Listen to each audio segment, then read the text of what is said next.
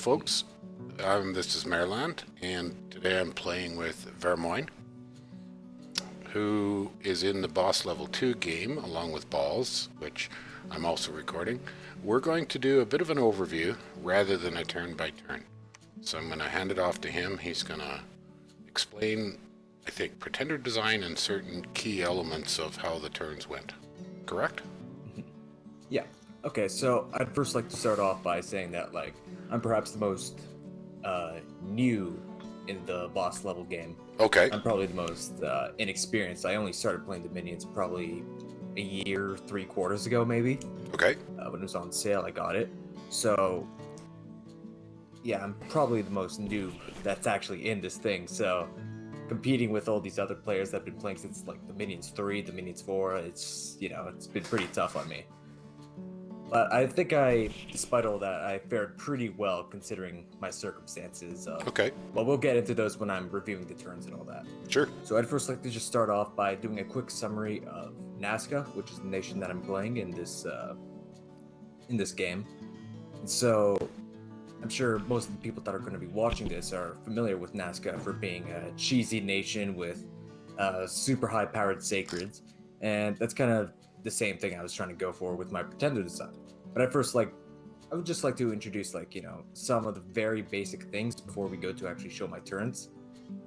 So, in this case here, we have the Hut and Rada, which is probably the main point of my strategy, or the second point of the strategy, in that it's 5 gold, but I don't recruit them, and it has 2 upkeep, and that's basically the only benefits of this unit. Plus, it's flying. So it's basically just Siege Chaff and attack rear uselessness, because it also has morale 7, and that's a very big issue, and it'll come up into my turns.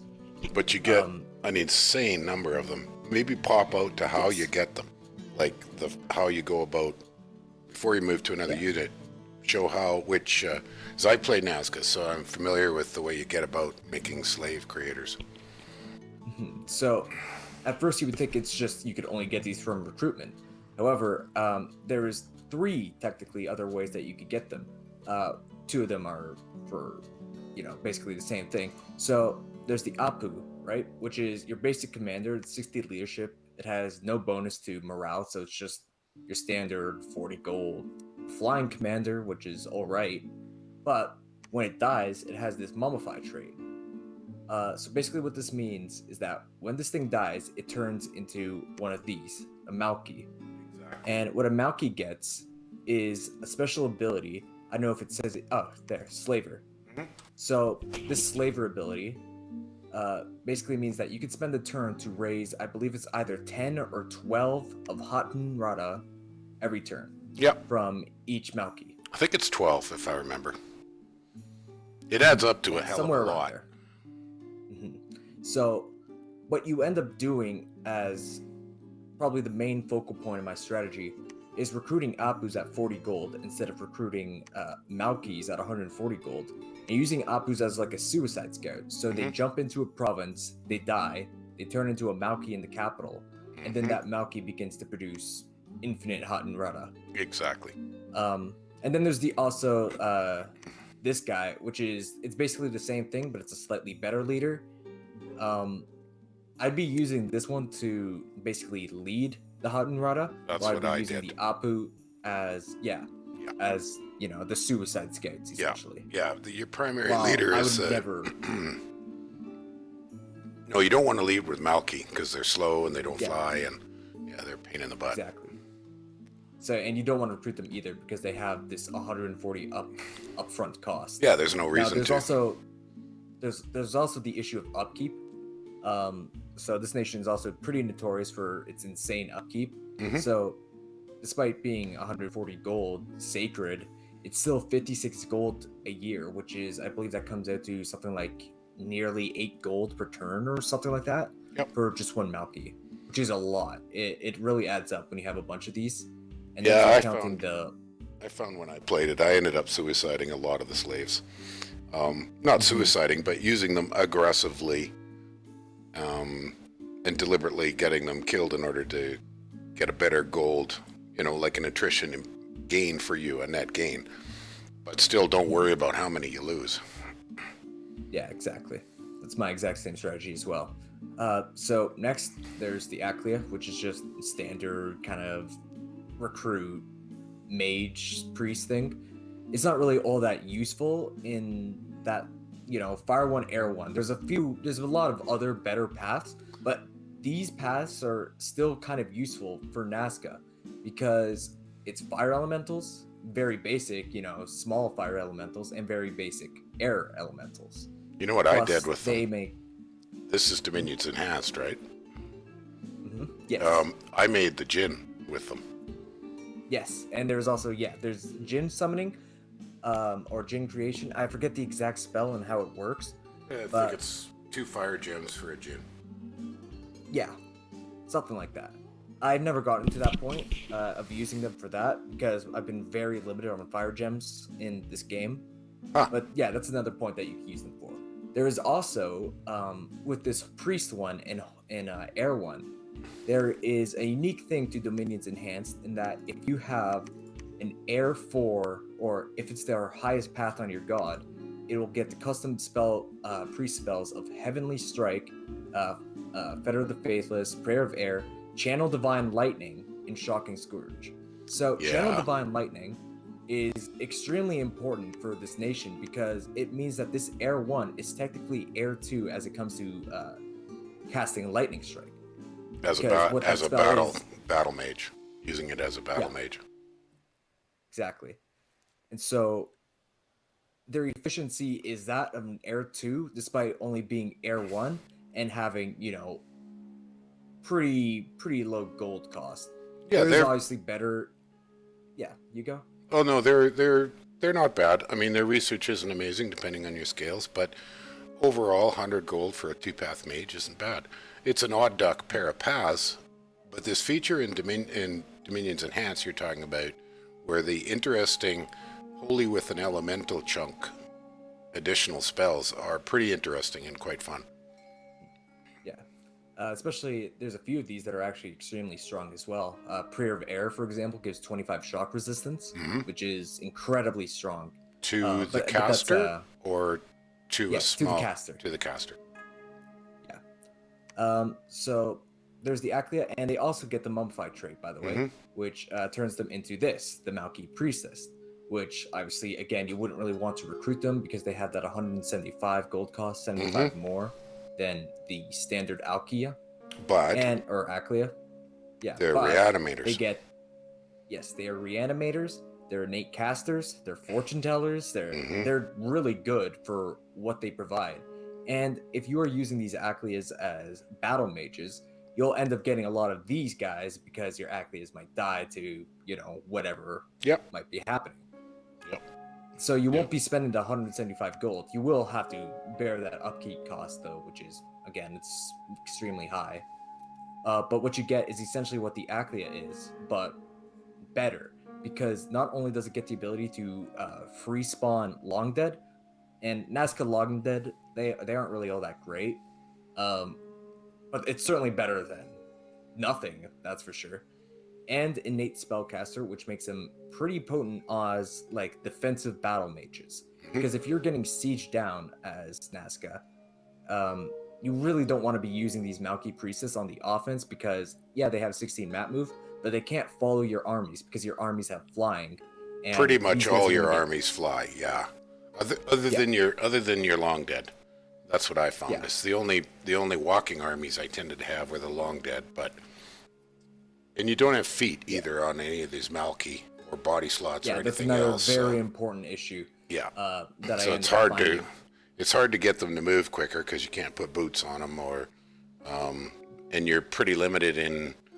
I know I sometimes ended up sticking copper arms on a few of them. Copper arms, or there is some spells added in D, and there's also transformation doesn't apply to these guys because there's no nature in these. But there is some spells, like I believe it's called Turn into a Great Eagle, something like that, where you turn into a giant eagle. Hold up, I believe it's... Hang on, don't go too quick. Become eagle, there it is. Yeah. Pretty pricey, though. It is pricey, and it does require Air 3, but it could basically turn these guys, sorry, these Malkis, although it might be hard to get to the Air 3 on these guys, it can turn them into something that can follow your armies around and provide a lot of benefits to you. Yeah. I've never gotten to that point yet because I didn't really have the air gems to spare for that sort of like miscellaneous kind of, Well, I I want know. that air gem to be transferred directly into combat power, either through air elementals or through condors. And we'll get to Yeah. condors in a bit. So next is the Huron Priest. I'm sort of just doing like a mage lineup. I'm not going to really talk about the troops outside of the sacred troops and the Hot and Rada because these guys don't really matter. And the mages are kind of what makes the nation really good outside of the sacreds. But all the mages are sacreds as well. So I guess that's sort of like combines together there. So there's the Huron Priest, which is Death 2, Earth 1.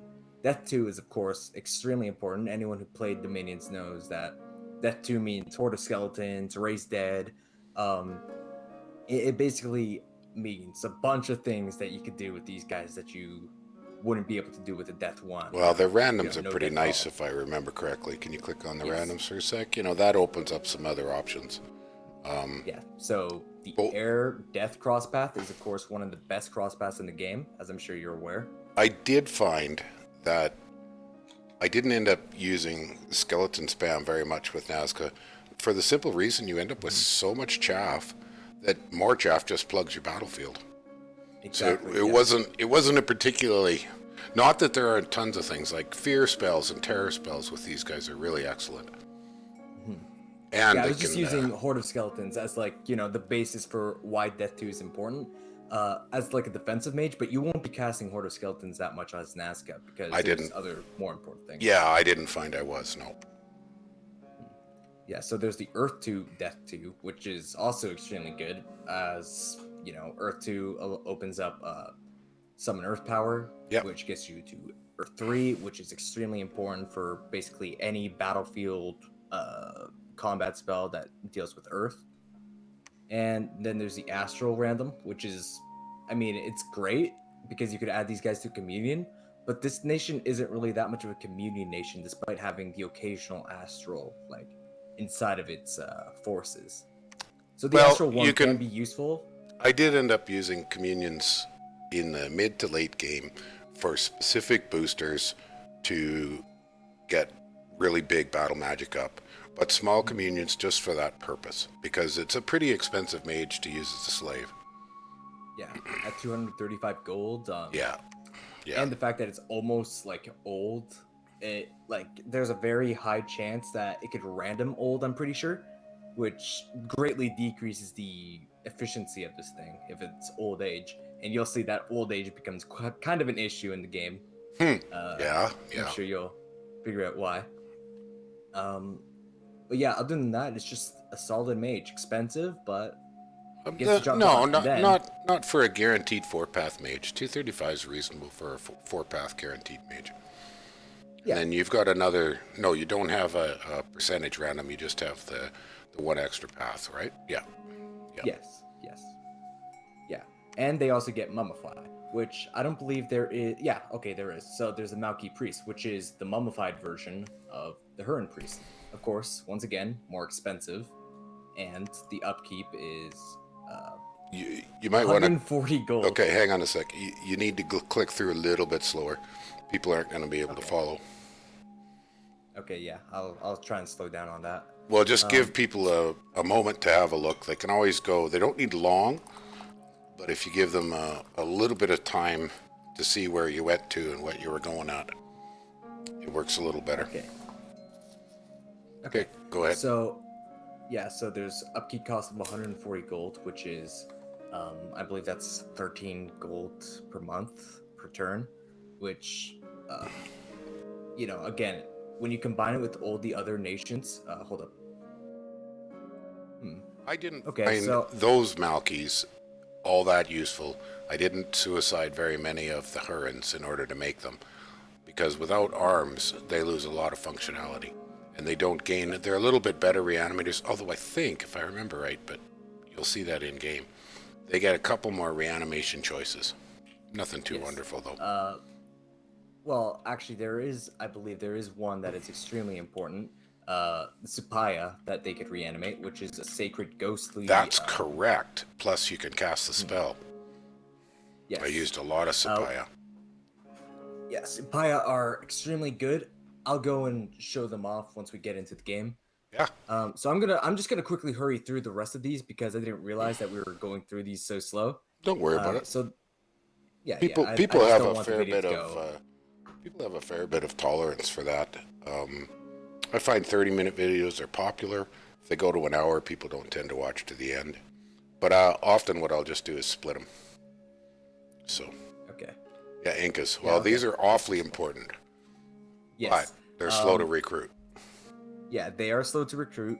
They're at 290 gold, which is, it's all right because I mean, gold is the biggest issue I found with Nazca, and 290 gold, like compared to these other things, I mean, it's really worth it. I mean, Turin Priest, it's 4 paths, 235 gold. Inca, it's 4 paths, 290 gold. You might want to note There's a bunch of benefits. Yeah, like one of the biggest features of them was their extremely high leadership and their magic leader.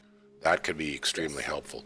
And I found that very important. And I ended up with Incas, buying them reasonably often to be my primary commanders. And then there's still a good battle mage at the same time. Plus, Holy 3 gives you Divine Blessing.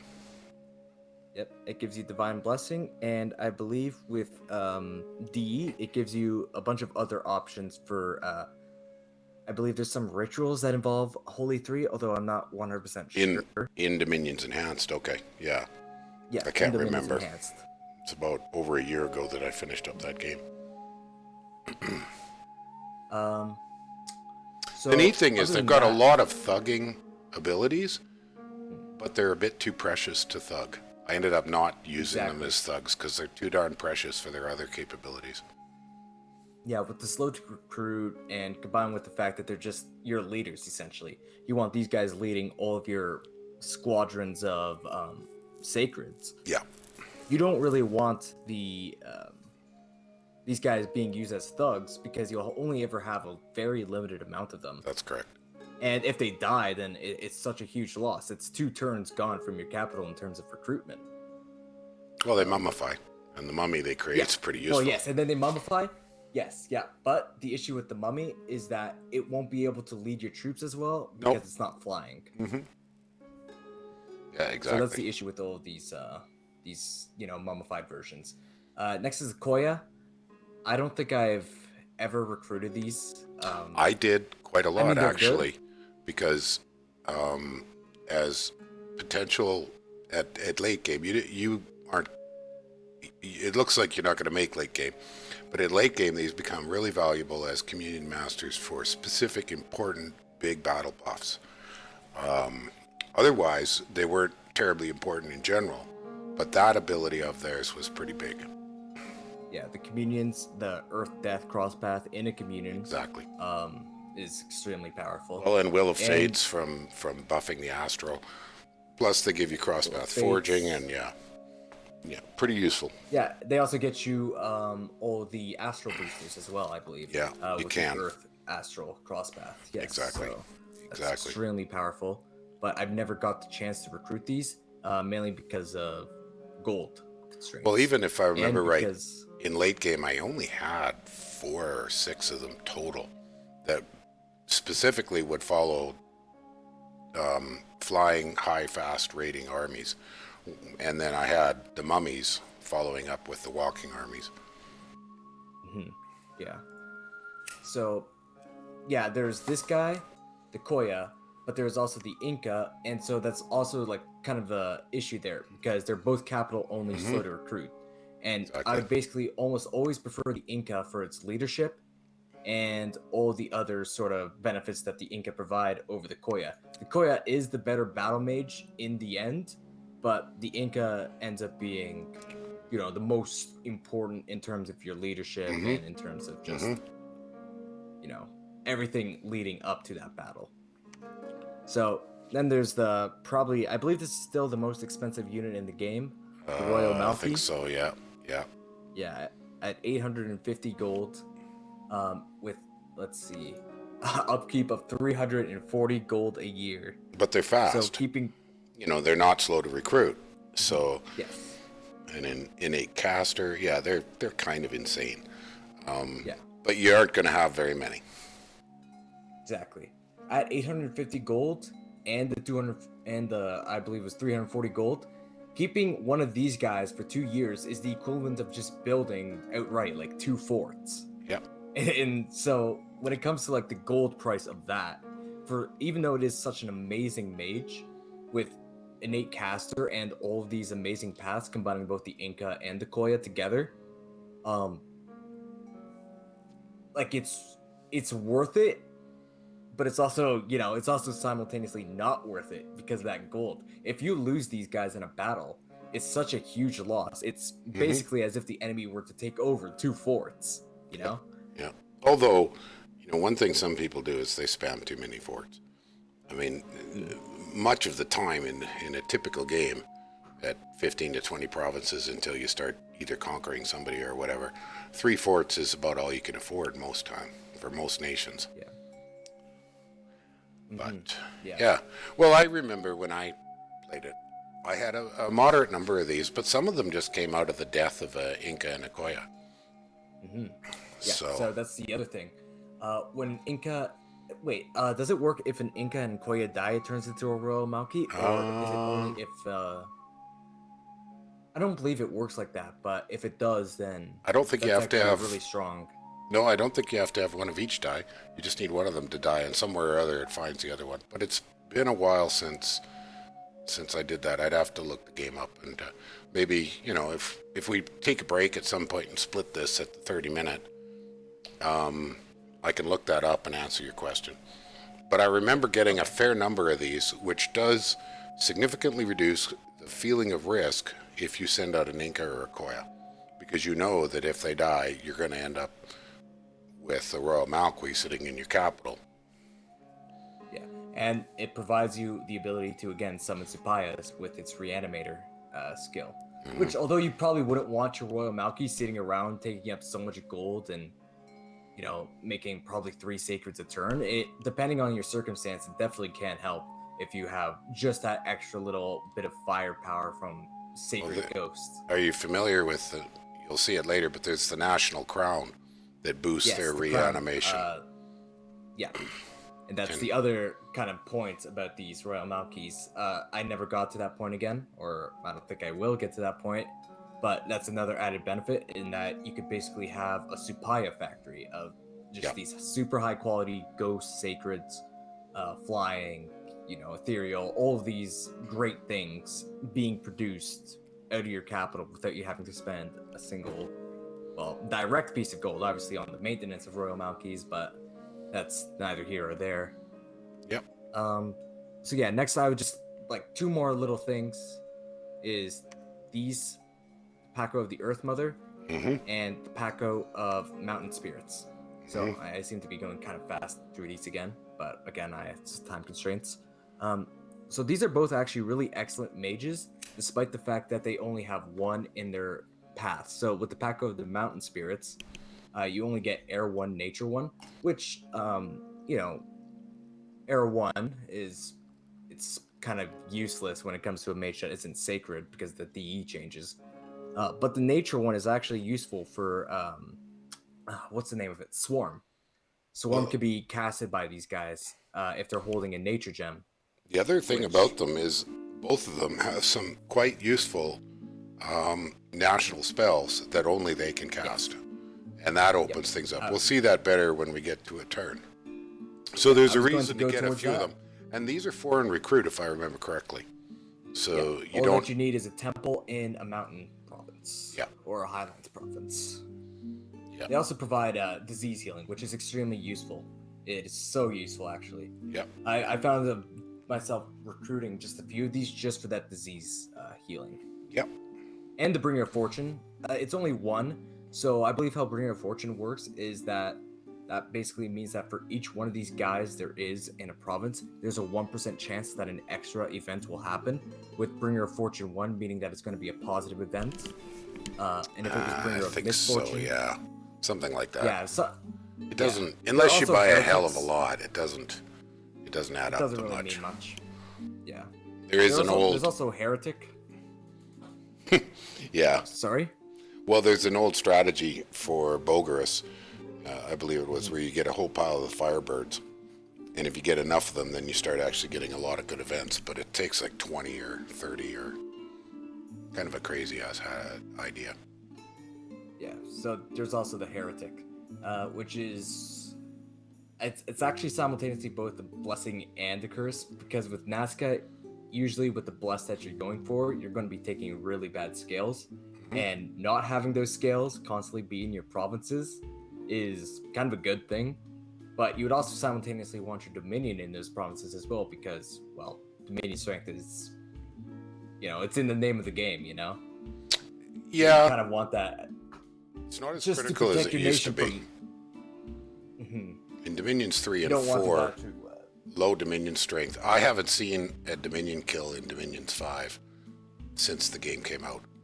It used to be something that happened moderately often, but it's a heck of a lot harder now to kill somebody with Dominion.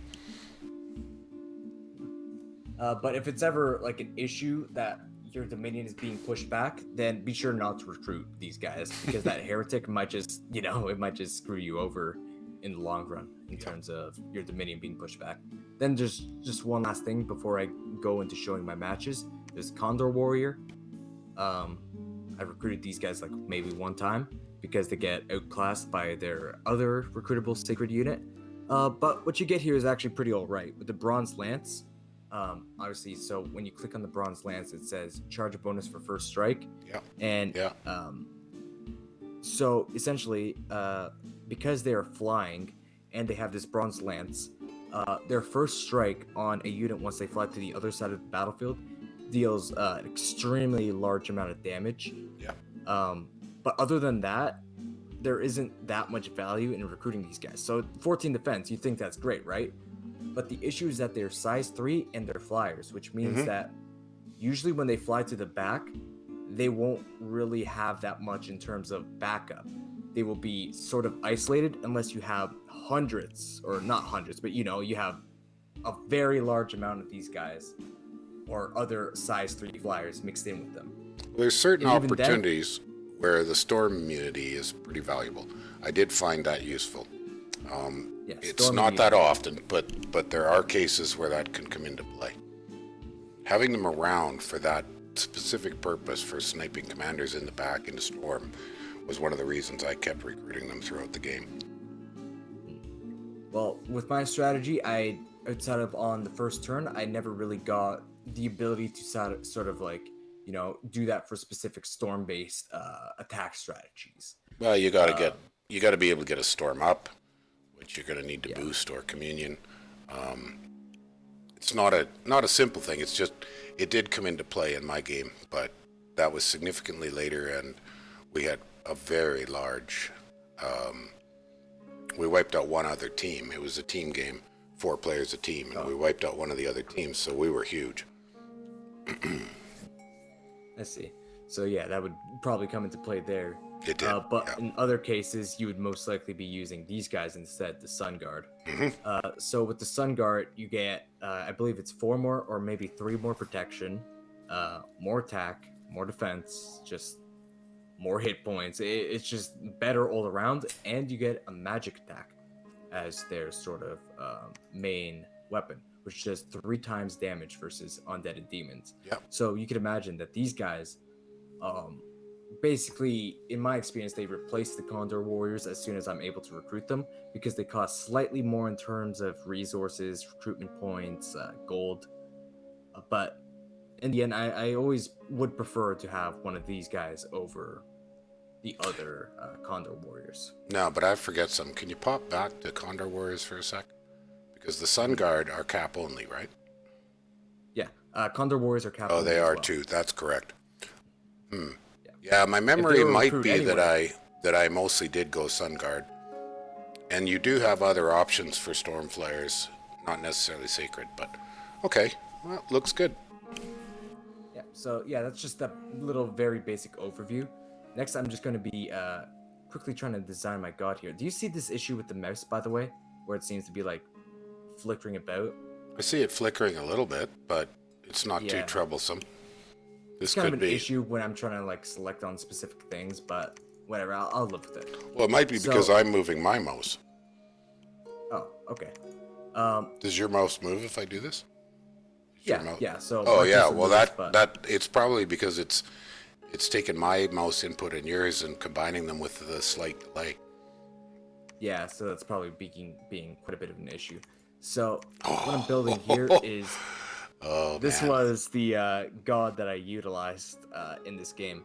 I don't have it saved because I actually deleted it because I found out later that it probably wasn't a good strategy. So what we have here is 7 air, 5 earth, 6 astral. Okay. So this gets you the channel divine lightning, which is extremely important part of the strategy, and it gets you thunder weapons. Right? Okay. So this is why Now with thunder weapons, you went awake because you're picking incarnate blesses.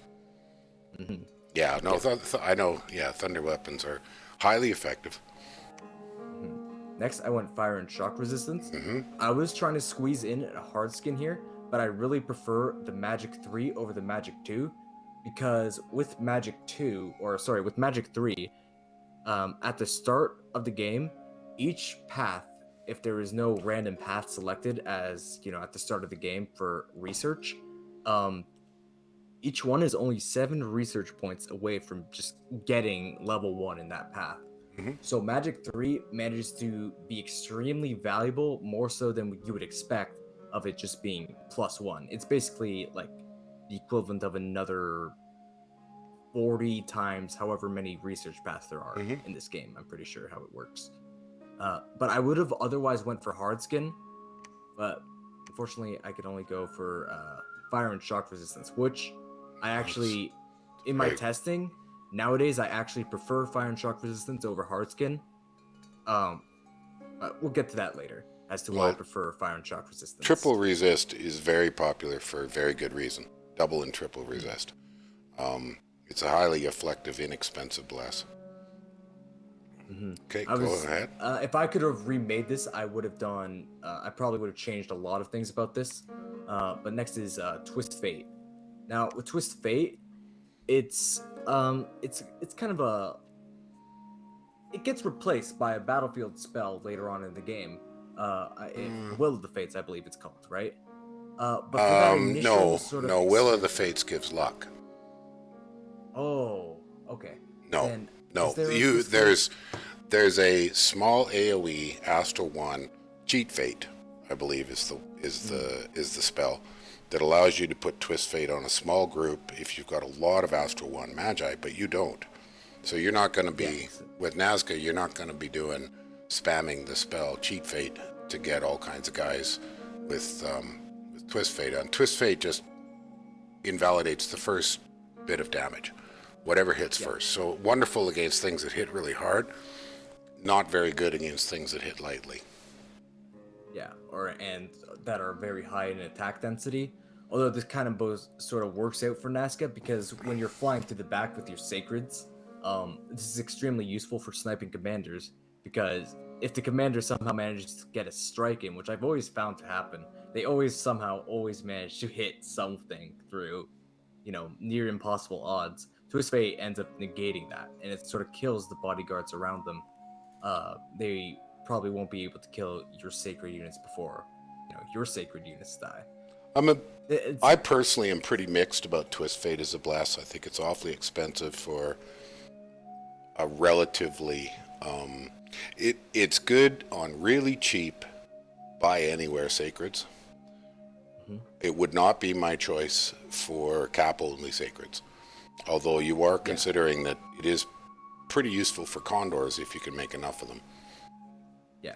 But it wouldn't be my Again, choice. we'll go into condors as soon as the time comes. So yeah, next I'll explain these scales. So 6 Dom, which is I would have preferred if I could get it higher, but as you can see, it's really hard to squeeze that extra little Dom point out there. Yep. That's pretty so common. It kind of limits. 6 Dom is pretty alright in my experience. 3 for Turmoil, which is it's been pretty tough when you combine it with all the rest of these. 3 for Productivity / Sloth, for Sloth only, which is also this is already causing a huge dent in my income. Your income Now, is actually, in the toilet. Yeah. yeah. So this is actually a mistake here. I actually didn't go cold 3. I went heat 2, misfortune 2, because misfortune 3 opens up other things. So Mhm. that's even a bigger. It's a minus 31% to income, Yeah. which is extremely painful. And you can see just how painful it was once we get into the game. I took growth 1 because I always find myself, if I ever can, I just have to get 1 point in growth because of that sort of like compounding, that gradually increasing income. You know In the that end, it didn't up. there's been studies, Sorry. and you can look them up. It doesn't pay off until way into about turn 60. You're better off to take death most of the time. I still do growth simply because I find death annoying. But economically, the payoff for it, you've got to know that you're going to live a long time and get into late game. The problem with Yeah. cancer blasts is you're paying so damn much for the blast. Your only way you're going to make late game is if you kill somebody. Otherwise, you're dead. If you're trying to compete, so I would not have recommended growth with this build. I probably would have taken death 2. I might have taken death 3 in luck with turmoil. Yeah. So that's what I'm actually preferring nowadays. I've made this build probably 3-4 months ago, and I've learned a lot about the minions since then. Yeah. And I would have actually recommended that I would have gone like not Death 3, but maybe something more like this. That would I've have been come to more like really, my really choice. like luck. Yeah. I've But one of the things sorry. about it is that, like, growth is excellent if you're going to blood hunt, and almost required, so that you don't end up with all your provinces getting too far below in population. The rest of the time, there was a time when growth was one of your best income scales. Then they nerfed that. So nowadays, but the whole idea with Death Dominion is basically you're going to expand faster than you're going to lose people. And that's the concept. So it's kind of a standard idea with any kind of really high blast, especially awake with incarnate blesses, is take death because it's a dump scale. It's So less painful another than certain part other of things. why I took growth is because I was considering the population loss from doing your slave hunting. Yeah, And we'll yeah, showcase that as we're going into the yeah. thing That is a as moderate sort of a thing. way to, you know, pay off from that sort of loss. You could counter that So yeah, argument that simply not hunting as many slaves would get you to the same place. But anyways, that's what you went. So let's go back to the pretender you went with. yeah. All right, So good. then Misfortune 2, I disliked. I really dislike Misfortune, and every time I take it, I always regret it because there's always the barbarian events, there's always the knight events, there's always the Yeah, just ridiculous events that are just costing so much gold, so much more so than if I were to just go death, I probably would have ended up with more gold anyways, yeah. just from events, just decreasing income, making me lose provinces and all that. My biggest thing with misfortune isn't even that you can manage that. My biggest thing with it is the micro level pain of constantly having to go take provinces back. Because Yeah. with misfortune 1, the size of the barb attacks isn't so bad. You can usually manage it with some province defense. But 2 and misfortune 2 and misfortune 3, there's really no cost effective province defense option to defend them. So you just end up having to take them back. Yeah. There's also the Magic 3. So I've come to, as I was explaining earlier with Magic 3, I almost always, if I'm going Magic, I have to go Magic 3. That's sort of like the feeling that I get because the bonus, the jump in power that you get is so strong. Hold up, I have to pause myself. Okay. So So we're that's kind of running. it for Yeah. this Pretender design outside of the chassis itself. And there's a reason why I specifically chose this chassis, and I took these losses as it came to my to the new magic cost. So what this Apu Ilapa or whatever, however you pronounce it, I don't speak ancient Incan. What you get is a Titan that, although he's essentially naked. So you were saying about the pretender, why you chose this chassis. Yeah. So what you're getting here is essentially what is a naked Titan, in that it only has 6 protection. Hmm. But what you get is 3 attacks. Now, 2 of these attacks are melee. The beak, which Mhm. is innate to the unit. No matter what you have on this guy, he'll always have this beak attack, which is it's just a good attack. Like it's Mhm. definitely not the best, but it's that added little thing, which makes him very useful for combat. There's the Thunder Fist, and if you give this guy a weapon, he won't actually have this, sadly. Yep. Although, not sadly, depending on the weapon, the Thunder Fist might be worse or it might be better, depending on the circumstance. Mhm. For 10 armor negating shock damage, that just hits extremely hard Mhm. because of the strength of this chassis. And then there's the Thunderbolt, which also sadly gets removed whenever you put an item on this guy or Yep. whenever you put a weapon. Yeah. Yeah. Which it's just Thunderbolt. It's just the spell Mhm. Thunderstrike, Mhm. which is, as everyone knows, is just an extremely great spell. Then there is also the Overcharged of this unit. Now, Overcharged is I found it to be somewhat useful, somewhat not useful, depending on the circumstances, because I believe it only works on the first strike. If you cast the Overcharged It's, I think, ability. the equivalent to the armor, Mhm. so it works once. Yeah. However, I'm pretty sure how it was working with this guy was that because it is sort of innate to him, each turn his overcharged regenerated a Oh, bit. okay. Well, that's significant. So that's a little different than the charged armor. The Mhm. charged armor only Which fires once. so it's basically stunning a unit every turn that wouldn't be stunned otherwise, which I find pretty Mhm. useful. But other than that, it's not really that big of a thing. But the other sort of useful thing about this guy is if you hover over his portrait, you can see that he has 2 little buddies back there. Yeah, he's got a small His retinue of air elementals. They're little ones, I assume, right? Yeah, he has the smaller air elementals, but they do the job in that they soak up, lance charges. They soak up basically anything when this guy is expanding.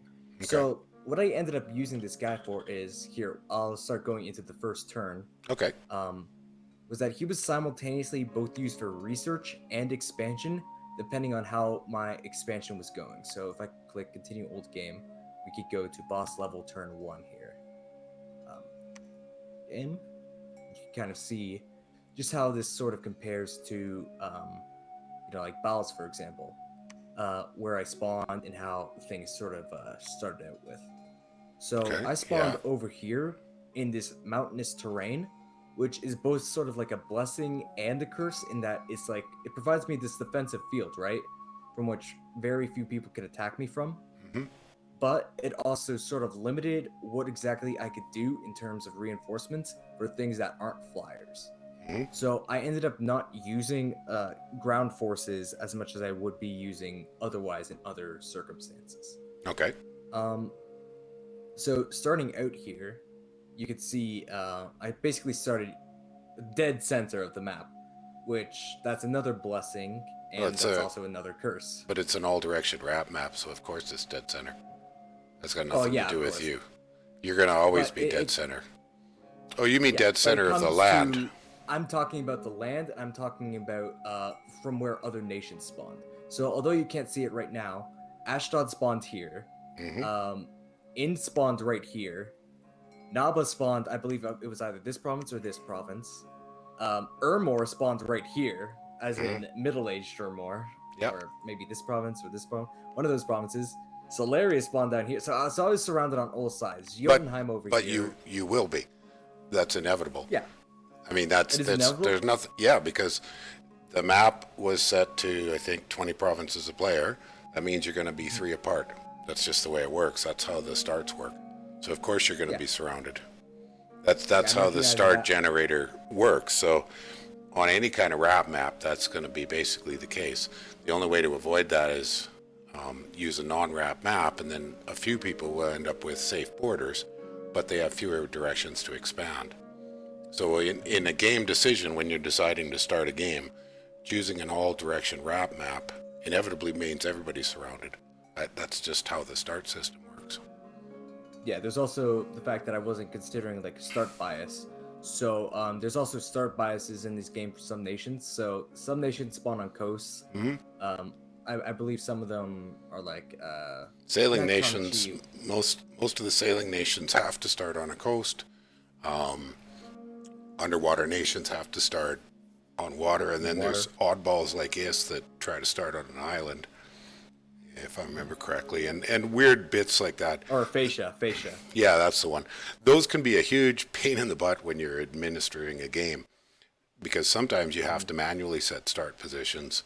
I used to have to do that more.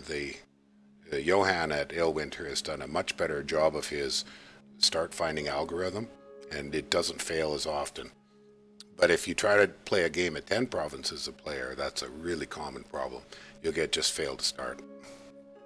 So, So it might sound like I'm sort of like complaining about my start here when all my issues sort of came from just the way I was playing it. But it didn't help that I had Ashdod not 1 to probably like 5 provinces away from my capital, which you could see that ends up becoming a small issue. well, Later on with yeah, Ashdod. and any time you spawn, I mean, there's certain matchups work well for you, and certain matchups are terrible. And I know your game, Boss Level 2, had some odd selections of nations. I usually ban Death Dominion nations like Middle Age Armor simply because they make playing kind of unpleasant. But some That's people for sure. like it. I like it. I like the sort of added challenge, but I could see why people would be sort of annoyed with how that all went down. Sometimes Um, it just turns a game into a late game slog. Um, so every province is we're down to like 1,000 people. we're coming up to 50 minutes. I'd like to end it at an hour, so we can do one or two more turns, and then we'll call this a break, and I say we I'll edit end it. it at this turn. Okay, that would work for me. So, starting off here, essentially, I'm recruiting these 2 Apus, which basically how that works is the exact way I was saying when I was first describing them. Yeah, They're you're gonna suicide scouts. suicide them. Yeah, yeah. And depending on the circumstance, I might keep one for the purpose of patrolling, or I don't really remember if I kept one this time or if I just suicide both of them. Mhm. But other than that, that's just a minor little thing. So that's basically my starting. And then Because I have my god researching at 44 research points per turn. okay. And what's your research? So my research for Nazca is conjuration. Okay, you're going for. I'm sure. Yeah, zoom in on that. Just show anybody who's not familiar. Your target is condors, and that's just Yes, so blatantly obvious. Yeah, so summon condors. I'm not deviating from this path because it's just an amazing spell. So for the cost of 9 air gems, which is casted at air 2, you get 8 sacred birds, which are, I believe they're size 3. They have a fair amount of hit points. They have, I believe, 2 or 3 attacks. I think it's 2. I can't even remember these. Yeah, I believe it's 2. Well, condors are a very common part of anybody talking about Nazca. Very viable. Yeah, so they're You're looking secret, at. They have siege strength. They have siege defense. They have. I'm kind of basically so thinking many you're. utilities. I'm thinking you're going to be hitting them about turn 5 or 6. Did you make that? I would be if there wasn't some issues with my expansion that I ended up having to call my god off researching in order to go and sort of like assist with that. Okay. But I would have reached it at a very early sort of date in terms of summoning condors. If you back up a set. This is basically the highlight. Yeah, if you back up a set to your capital, I'm trying to remember what your gem income is. So it is 1 for all of these paths that you see here. Yeah, so you're not going to be making a lot of condors on turn 6 anyways. Because depending on... Initially, yes. Like, depending on your success with searching or anything like that, having enough air gems for your first cast of condors would become in turn 9, usually, depending on what happens in the interim. Yeah. So I got lucky this game in that a lot of people around me and a lot of the nations, they traded me a lot of air gems. They were very nice about it. I Really? would buy air gems. Yeah. I think that's funny. Some of the air gem purchases ended up screwing me over because I believe one time I sold death gems to Vermoin, and that ended up completely Ooh. backfiring. Yep. Yeah, it was a circumstance because I was just desperate for air gems, and Mm-hmm. it turned out that was the difference between him getting a specific global. Yeah, yeah. That I'm not gonna mention. That's no, it's already come up to a moderate Yeah. extent, and it's public knowledge because anybody can go read the. I mean, it's turn 37, and a lot of the diplomacy and carrying on about teasing and bragging and so on has been happening in the chat. So we're not giving anything away by letting people know that Burden of Time came out early. Yeah, Burden of Time was so. Funnily enough, I wasn't even anticipating it, even though this guy's name for his pretenders was Burden of Too Soon. Yeah, you didn't notice, eh? Yeah. Who's playing that? I would have to alt tab in order to see his name. We'll I don't think I've played a game with him before. I'll look it up later, and I might throw it on as a little text note on here. I'm gonna be after we're done recording, and you finish this turn. If you've got you want to take some snapshots of things out of the mod inspector to help explain, take them, send them to me, and You could put them in the videos. I'll put them as a picture-in-picture. Yeah, that's easy to do, or not easy. It's something I'm trying to learn to do, and that will help us. And then you can have a look. And if we want to add little features like that, or a bit of text note or whatever, we can do that because this is a fairly involved video. We've covered a lot of information. So if we've got some supplemental, this is a good one for it. Okay, good. Yeah, it's kind of too bad because you see that name, but I don't know about you, but I don't very often look at people's pretenders' names except for the fun. I don't look at it as a way to figure out what they're going to do. I could see now, though, that in this case, yeah, it would have been worthwhile to get that off the bat, and then everybody would have known we've got to kill Erm or quit. It just unfortunately came at the worst times as well, that the Burden of Time at turn 15 came around. See, I never expected it, and I don't see any of these other pretender names telling you anything strategic. I have actually learned a lot. So Cracking Snake for okay. he took the Earth Snake. Oh yeah, of course. Which I found... Yeah, but then that's not too surprising. Okay, so there's a good one. King of Thrones. Wonder what he's saying by that. I actually don't recall if I saw Int's God or not. Yeah. I don't think it did. It might have been imprisoned, but either way, I'm pretty sure Int went AI. So there'd be no way of being sure. And then Rock Smash Man. That sounds like he might have taken a Cyclops. Speaking with Argartha. Yeah. So my very first match of Dominions 5, it was actually with this guy as Jihadi John, I believe his name is on. Oh yeah. He was my so it was like a disciples match, right? It was called Noobs versus Nasties. It was my very first match of Dominions 5, and I managed to last till turn 70 with a single province. So I think as middle-aged Uruk, so I think I managed pretty well. We ended up losing, but whatever. It was a learning experience. My first match of Dominions, so it's bound to happen. It's just interesting, this comment that there's a possibility, and I can't say I've thought of it. Looking at pretender names might tell you something that might help you make some decisions. Yeah, so like the biggest chair, for example, for Solaria, I never saw his god, but I'm almost 100% certain he took the Emperor, or the deified Emperor, or... I believe his name is like the first Emperor or something like that, where it's just the Emperor, but he's sitting in like this giant little chair thing. So it's likely that that's that guy. And I ended up learning from Agartha by speaking with him that he took, I believe it was like the Umbral Pretender. Which is this ethereal Earth Death, sort of giant Agarthan guy. He ended up dying very early in expansion, and so Agartha was on the back foot since the very start of this game. Losing an expander early is often a dead game. But all right. There is one other, Bill Cranor here, for Shiniyama. So Shiniyama ended up taking Phoenix Pretender. Hence the name Bill Cranor. I ended up getting it once I saw his god because Really? of the bump. I don't actually get bumped into his god. what's like the a reference crane, there? like the animal, like the animal crane. Oh, okay, Yeah. okay. I wouldn't have got It's kind that. of cheesy. No, I wouldn't have got that. But I got it. All right.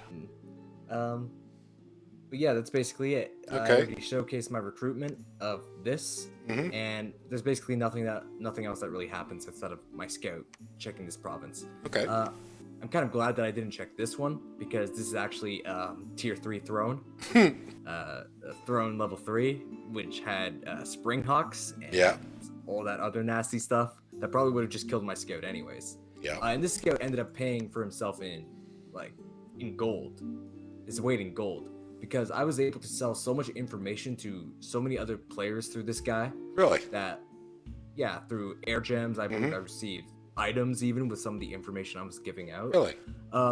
So that's a very important strategy with nations that have flying scouts. You could contact other players and sell information to them, or like give them information in order to develop a relationship with them for diplomacy reasons. If they'll buy it. Last few times I've tried to sell information, they just said, yeah, forget it. But some of that's reputation, right? I mean, I can't really join a game without everybody knowing exactly who I am and much of how I play. So sometimes I can't make deals simply because they're like, I'm not giving you any help. It happens. Yeah. All right. Look, it worked out for me in this game because I ended up not becoming that much. It's a of good threat idea. anyways. And actually, a really good bit of diplomacy is selling information. And I have used it in the past, but it's a good point. So,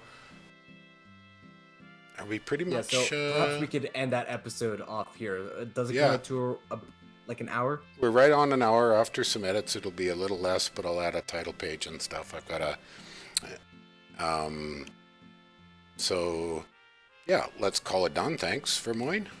And we can look at doing a second one, but let's wait until I get this edited. You can have a look at it. We'll put it up and go from there. Sounds good? Okay. All right. Yep, sounds great. Thank you. Well, Talk soon. Yep. Thank you. See ya. Bye-bye.